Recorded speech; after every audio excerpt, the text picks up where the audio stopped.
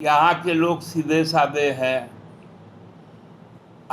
ये भारतीय जनता पार्टी के लोग ठग प्रजाति के हैं।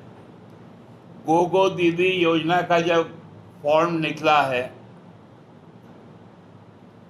उसमें लिखा हुआ है पंजीकरण फॉर्म, दो हिस्से में है। आपने देखा है उस फॉर्म में कोई संख्या अंकित है क्या, जिसको रजिस्ट्रेशन नंबर कहा जाता है ना? फर्जी है। और राज्य सरकार का दायित्व है फर्जीवाला पर रोक लगाना, उनका दायित्व है। जो फर्जीवाला को संचालन कर रहे हैं भारतीय जनता पार्टी के लोग, आप आवेदक को एक अधकटी दे रहे हैं, उसमें भी संख्या नहीं है।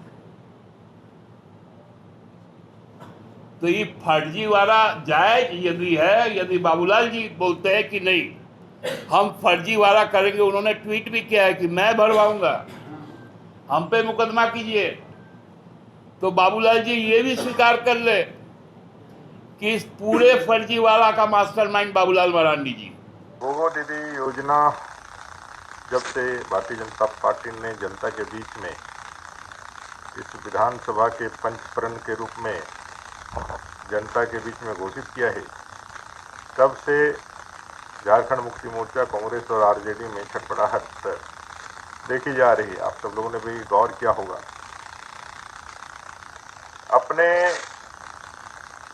झूठ और फरेब के बुनियाद पर सरकार को बना करके आखिरी समय में ठगी का स्कीम ला करके इस हेमंत जी की सरकार ने बताया है कि भाई ये सरकार पूरी तरह से फेल है। वहीं भारतीय जनता पार्टी ने अपने तमाम उन प्रदेशों में जहां सत्ता में है महिला सशक्तिकरण के लिए कई एक योजनाएं चलाई जा रही है, जिसमें कैश क्रेडिट भी है, कैश रुपयों का भी देने का योजना है। मध्य प्रदेश में लाडली योजना, छत्तीसगढ़ में महतारी वंदना योजना, उड़ीसा में सुभद्रा योजना, आसाम के अंदर अरुणोदय योजना, कई एक राज्यों में जहां हमारी सरकारें हैं वहां हम लोगों ने इसको पूरी तरीके से लागू किया है।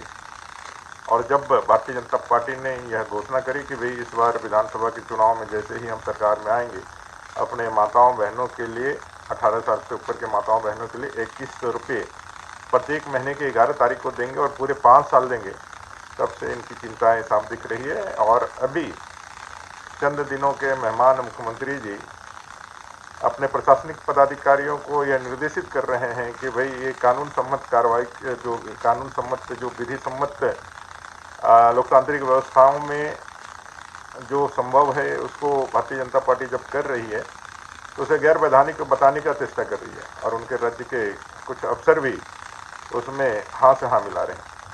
आपको मालूम होना चाहिए, यह सरकार बस चंद दिनों के मेहमान हैं। ये सरकार जब जाएगी तो आप सबको मालूम है कि भारतीय जनता पार्टी के नेतृत्व में जब सरकार बनेगी तो ऐसे अफसर जो